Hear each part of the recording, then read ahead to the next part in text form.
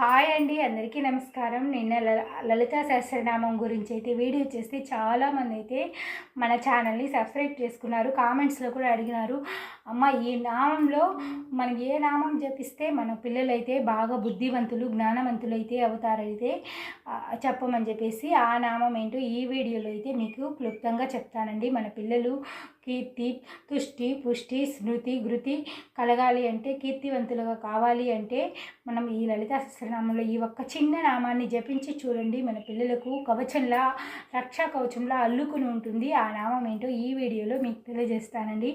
నేను చదువుకుని నా పిల్లల్ని కాపాడుకునే ఈ మంత్రం అయితే మీతో షేర్ చేస్తున్నాను.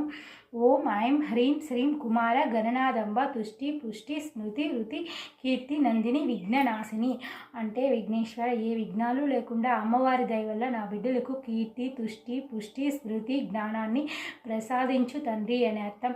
ఈ వీడియో నచ్చిందంటే ఒక లైక్ చేయండి, సబ్స్క్రైబ్ చేసుకోండి. మరిన్ని మంచి వీడియోలతో మళ్ళీ కలుస్తానండి. Thank you for watching.